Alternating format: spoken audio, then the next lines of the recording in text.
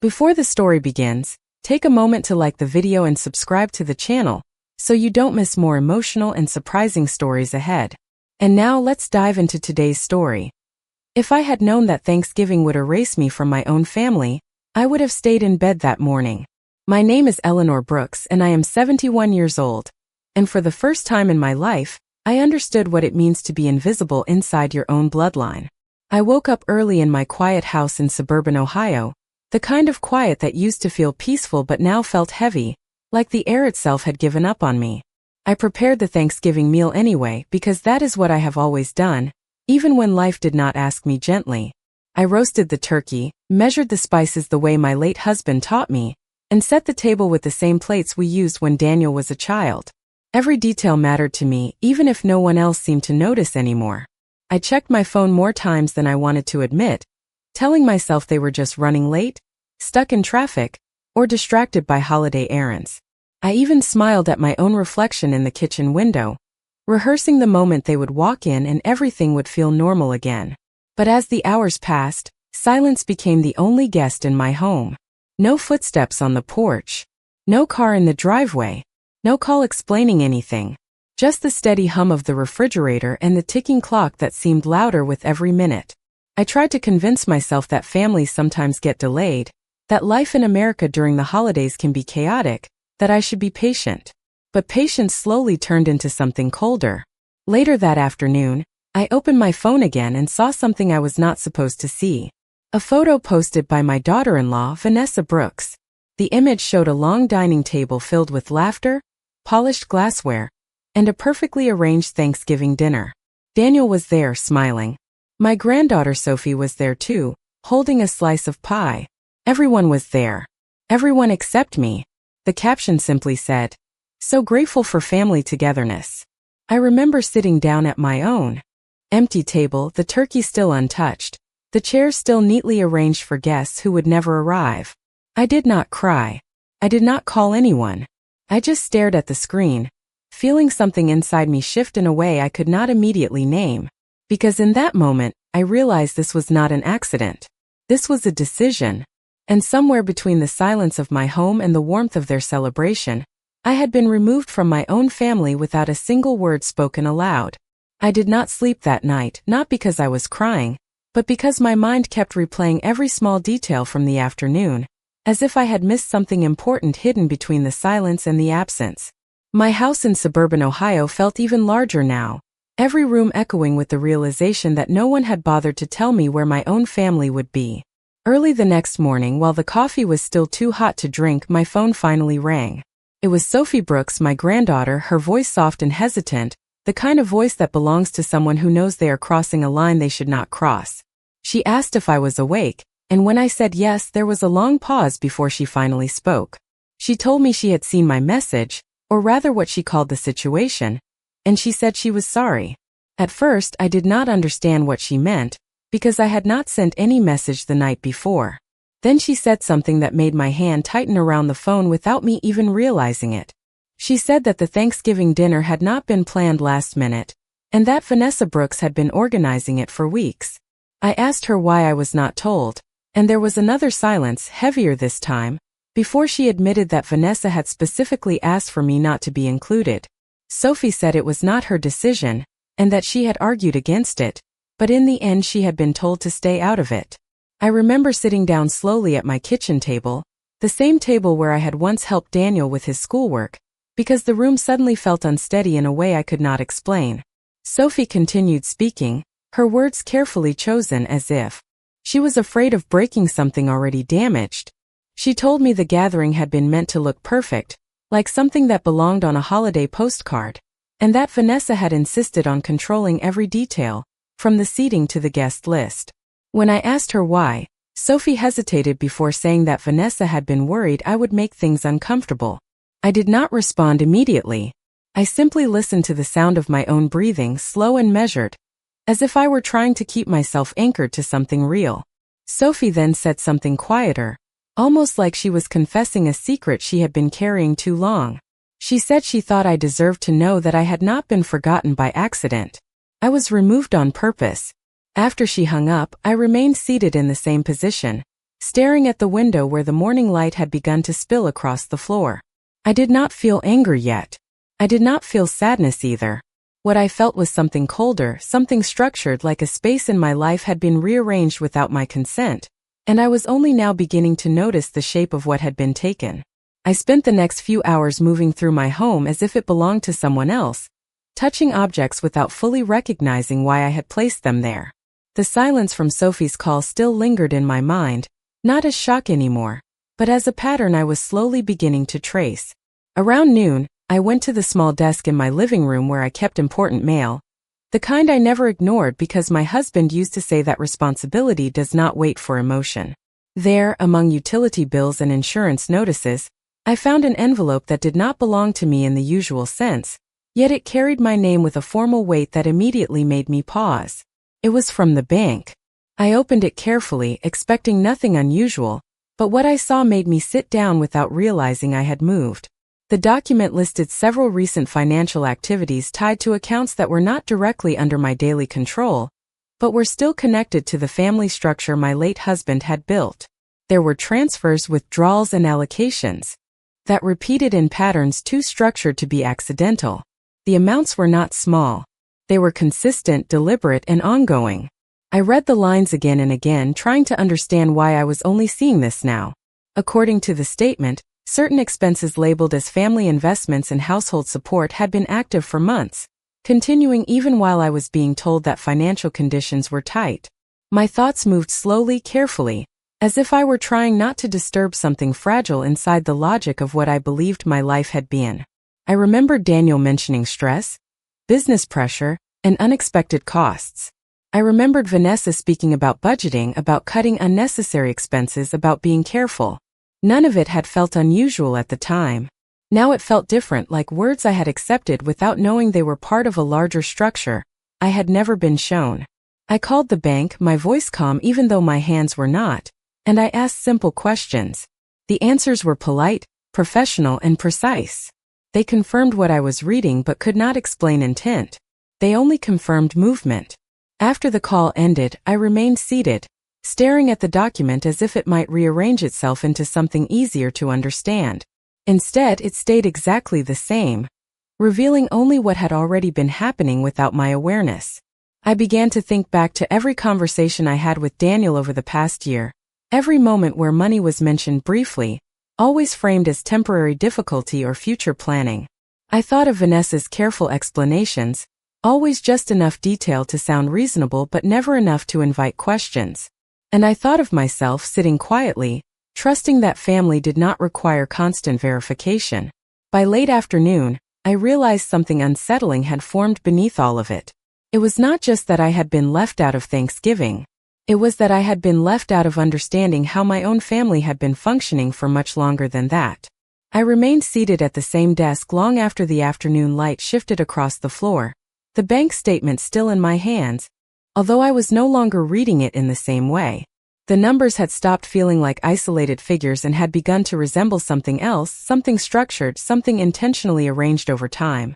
It reminded me of my late husband, Richard Brooks, and the way he used to think about order in ways I never fully understood while he was still alive. Richard was never loud about money or control, but he believed deeply in preparation, in building systems that could survive confusion, emotion, and even absence. I remembered him sitting at this same table years ago, when Daniel was still young, speaking calmly about responsibility in a way that sounded more like instruction than conversation. At the time, I had listened without questioning, trusting that his experience carried a clarity I did not need to challenge. Now those memories returned with a different weight, as if they had been waiting for the right moment to reveal their meaning. I stood up slowly and walked to the small cabinet in the hallway where we kept documents that were never meant to be touched casually. Inside were folders labeled in Richard's handwriting, neat and precise, each one categorized in a way that reflected his need for structure. I had not opened them in years. My fingers hesitated before pulling one out, and when I finally did, I noticed immediately that nothing in his organization was random. There were references to accounts, allocations, and responsibilities that extended far beyond what I had understood as our family finances. One folder in particular caught my attention because it contained a letter addressed to me. The paper had yellowed slightly with time, but the handwriting was unmistakably his. I sat down again before opening it, as if standing would make the words too heavy to absorb. The letter was not long, but each sentence felt deliberate, as though he had expected it to be read at a moment of uncertainty rather than comfort. He wrote about trust not as something emotional, but as something that required structure to survive the changing behavior of people. He mentioned Daniel not with concern but with caution, and he wrote about Vanessa in a way that made no accusation yet carried an unmistakable awareness. He explained that certain financial protections had been put in place, not to exclude anyone, but to ensure stability regardless of how relationships might shift over time. As I read, I began to understand that what I had assumed was simple family cooperation was actually part of a much larger framework I had never been fully shown. Richard had not hidden it from me out of distrust, but perhaps out of certainty that I would not need to understand it until much later. I folded the letter slowly and placed it back into the folder, my thoughts no longer focused on what had been taken from me at Thanksgiving, but on the realization that the structure of everything I thought I knew had been far more complex than I had ever been allowed to see. I did not notice the knock at first because I was still sitting with Richard Brooks' letter in my hands, reading the same lines over and over as if repetition could turn confusion into clarity. The sound came again, more deliberate this time, pulling me out of the heavy silence of the house. When I opened the front door, I saw a man standing there who looked familiar in a way I could not immediately place. He was older, with carefully combed gray hair and a posture that suggested both patience and discipline. He introduced himself as Michael Turner, and as soon as he said his name, something inside me shifted, because I remembered Richard mentioning him once or twice in passing conversations about accounting and long-term planning. Michael did not step inside right away. He waited as if he understood that entering my home required more than just permission, it required timing.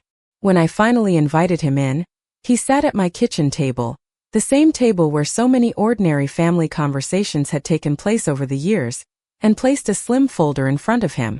He told me he had been Richard Brooks' accountant for more than 20 years, long before Daniel ever took over any responsibilities connected to the family business structure. His voice was calm, not dramatic but precise, like someone used to explaining things that were never meant to be emotional. He asked me if I had recently reviewed any of the financial summaries tied to the Brooks family trust, and I admitted that I had only just begun to understand that such a structure even existed in the way he was describing. Michael nodded slowly, as if he had expected that answer. Then he opened the folder and showed me documents that extended far beyond what I had seen in the bank statement earlier that day. There were layers of accounts, names of entities I did not recognize, and instructions that clearly traced back to Richard's handwriting in several key sections. Michael explained that what I was looking at was not simply a collection of family accounts, but a controlled system designed to ensure stability across generations. He carefully chose his words, emphasizing that control did not mean ownership in the way most people assume, but rather responsibility and oversight. As he spoke, I began to understand that Daniel and Vanessa were not necessarily in direct control of everything they believed they were. Michael pointed out specific entries where funds had been allocated for family use, but always under conditions that required certain approvals that had quietly been bypassed or misunderstood over time. He did not accuse anyone. He simply laid out the structure as it was originally designed. At one point he paused and looked at me directly, asking if Richard had ever spoken to me about contingency planning. I remembered fragments of conversations, moments I had dismissed as his natural caution rather than something meaningful. Now those fragments began to connect into something I could no longer ignore. Michael closed the folder gently and told me that what I was seeing now was only part of the full picture, and that the rest depended on decisions that were still in motion. I sat there listening, realizing that the life I thought I understood was not breaking apart, but revealing itself layer by layer, and at the center of it all was a structure I had never been asked to see until now. I expected Michael Turner to leave after giving me the explanation, but instead he remained seated at my kitchen table as if he understood that what came next required patience, rather than haste.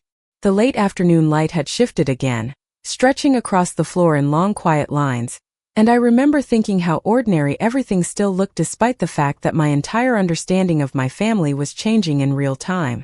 Michael asked me gently if Daniel or Vanessa had contacted me since Thanksgiving, and I told him they had not.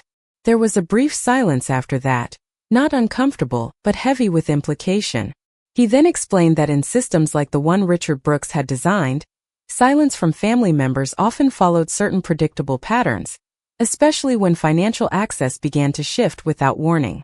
I did not fully understand what he meant until my phone lit up later that evening with a message from Daniel. It was short, almost casual at first, asking if I had seen any unusual activity on my accounts or received any official notices. There was no greeting beyond that, no mention of Thanksgiving, no acknowledgement of the days of absence. I read the message twice before responding, keeping my reply simple and neutral, telling him I had seen some documents but was still trying to understand them. His response came faster than I expected. This time his tone changed slightly, still controlled but with an edge of concern that was difficult to ignore. He said there were issues with pending transfers, and that some business-related funds appeared to be temporarily inaccessible. He added that Vanessa was trying to coordinate with their financial advisor, but things were not aligning the way they should. As I read his words, I felt something inside me settle into place, not as satisfaction, but as recognition that what Michael had shown me was already affecting their lives in ways I had not yet fully witnessed. I did not tell Daniel everything I had learned. I simply told him I would look into it when I could. After the call ended, Michael leaned forward slightly and asked me if I had ever been formally introduced to the structure of the Brooks family trust. When I said no, he nodded again, almost as if confirming a conclusion he had already reached. He explained that Richard Brooks had designed the system with multiple layers of oversight, ensuring that no single individual could fully redirect or exhaust resources without triggering specific review conditions. He spoke about thresholds, approvals, and protective clauses, all terms that sounded distant and technical but were now beginning to form a pattern in my mind. According to Michael, what Daniel and Vanessa had been operating under was a partial understanding of the system, enough to function, but not enough to control it entirely. That distinction, he said carefully, was where most of the current confusion was coming from. As he spoke, I thought back again to Thanksgiving, to the empty chairs and the photograph I had seen, and for the first time I began to see that my absence from that table was not just emotional. It was connected to something far more structured, something that had been in motion long before I ever noticed it.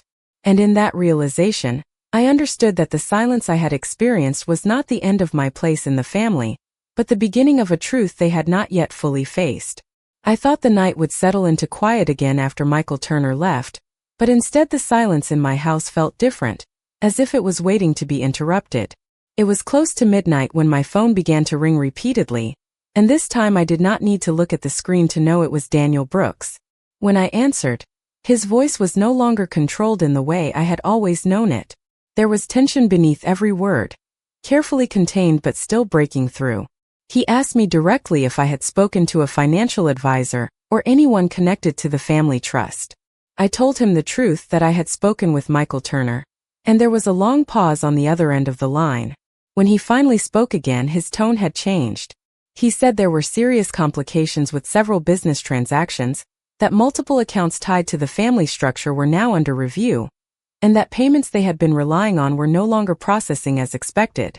He tried to explain it in a way that still sounded controlled, still sounded like something temporary, but I could hear something underneath that he could not fully hide. Uncertainty. I asked him calmly what exactly was happening, and he hesitated before saying that Vanessa Brooks had already contacted their financial consultant but was not getting clear answers. He said the systems did not respond the way they used to, as if something had shifted without warning.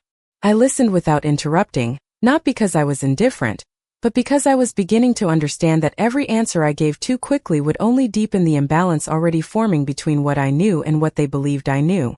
After the call ended, I sat in the same chair for a long time, staring at the dark window in front of me. My reflection looked unfamiliar, not because I had changed physically, but because something in the way I saw myself had begun to shift. It was then that Michael Turner sent me a message asking if Daniel had reached out. I replied that he had. Michael responded almost immediately, telling me that what Daniel was experiencing was consistent with a scheduled financial review process built into the structure Richard Brooks had created. He explained that these reviews were not punishments, but safeguards, designed to ensure that long-term stability was maintained when usage patterns no longer aligned with original conditions. I read his message several times, each sentence making the situation feel less like confusion and more like something already in motion long before I became aware of it. Later that morning, another call came, this time from Vanessa Brooks. Her voice was sharper, less restrained, and she asked me directly what I had done. There was no greeting, no hesitation, only accusation wrapped in urgency. She said everything had been working fine until recently, and now things were collapsing in ways that made no sense to her. I told her I had not done anything beyond trying to understand my own situation, and she responded with silence before ending the call abruptly. Afterward, I remained still, holding the phone in my hand, realizing that the distance between what they believed and what was actually happening was no longer small. It was widening with every hour. And somewhere within that widening space, I understood that Thanksgiving had not been the beginning of this change. It had only been the moment when I finally started to see it. The morning after Vanessa Brooks ended her call, I sat alone at the kitchen table for a long time, not moving, not speaking, simply watching the light shift across the same surface where so many ordinary family conversations had once taken place. The house felt different now, not because anything physical had changed, but because I could no longer separate memory from meaning. Every silence felt intentional. Every absence felt structured. Around mid-morning, I received a formal email from Jonathan Reed, the family attorney, requesting a scheduled meeting to clarify the current status of the Brooks family financial structure and beneficiary alignment. The language was carefully neutral, but I recognized immediately that it was not routine. I replied with a simple confirmation, choosing not to ask questions in writing. The meeting was set for that afternoon at his office downtown.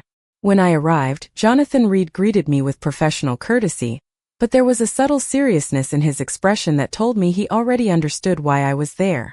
The conference room was quiet, with large windows overlooking the city, and Michael Turner was already seated beside a stack of neatly arranged documents. He nodded when I entered, as if continuing a conversation rather than beginning one. Jonathan began by explaining that recent financial disruptions had triggered an internal review of several accounts connected to the Brooks family structure. He spoke slowly, emphasizing that nothing had been lost, but rather reevaluated under existing governance conditions. Michael then placed a set of printed reports in front of both of us and turned the first page toward me. As I looked down, I saw references to distributions, trust allocations, and conditional provisions that had been active for years without my direct awareness.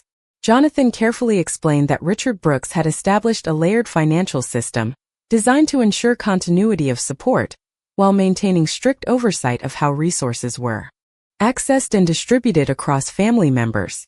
He pointed to specific clauses that required periodic compliance checks, and he explained that certain recent changes in usage patterns had automatically triggered a temporary suspension of discretionary access.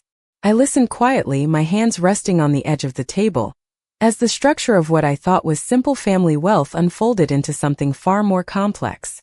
There was no accusation in his voice, no judgment, only explanation. Michael added that what Daniel and Vanessa Brooks had experienced over the past days was not an external action, but an internal mechanism responding exactly as it had been designed to respond. Jonathan then opened another document, this one older, and carefully turned it so I could see the signature at the bottom. It was Richard Brooks.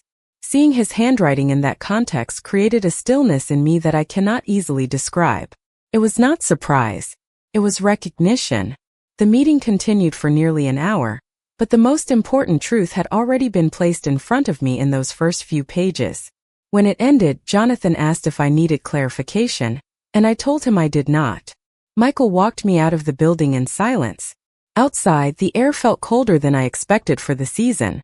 I stood for a moment on the sidewalk, watching people move past me without awareness of anything that had just been revealed inside that room. For the first time since Thanksgiving, I understood that what had been happening in my family was not chaos. It was structure revealing itself, slowly and without apology. When I returned home that evening, the house no longer felt like a place of waiting, but like a place of completion, as if something long in motion had finally reached its final alignment. I did not turn on many lights. Instead, I sat in the living room with only the soft glow from a single lamp, thinking about everything that had been placed in front of me over the past few days. The bank documents, Richard Brooks' letter, Michael Turner explanations, and the meeting with Jonathan Reed all formed a sequence that no longer felt disconnected. Each piece had been building toward the same understanding, even if I had not been ready to see it at first. My phone rang again just after sunset. This time it was Daniel Brooks, but his voice was different from the previous calls. It was quieter, controlled in a way that suggested effort rather than confidence. He asked if I had spoken to Jonathan Reed, and I told him that I had. There was a long pause before he responded, and in that pause I could hear more than words. I could hear the weight of uncertainty he was trying to manage. He said that the family business accounts were still under review, and that Vanessa Brooks was trying to stabilize several commitments that were now delayed.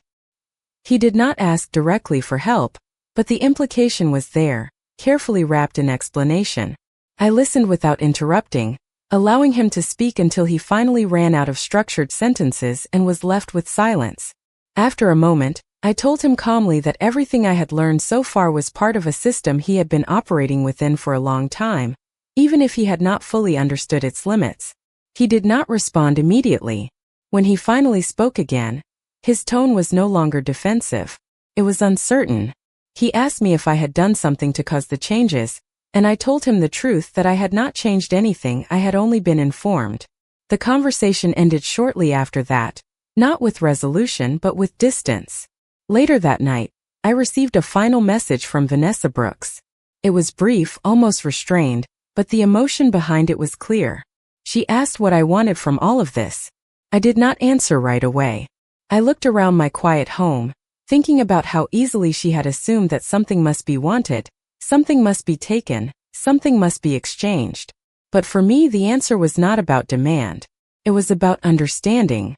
I eventually replied with a single line saying that I wanted nothing more than the truth to remain visible, no matter how late it arrived. After sending it, I placed the phone down and sat back in silence. There was no satisfaction in the moment, no sense of victory, only clarity. The next morning, I received a letter delivered by courier.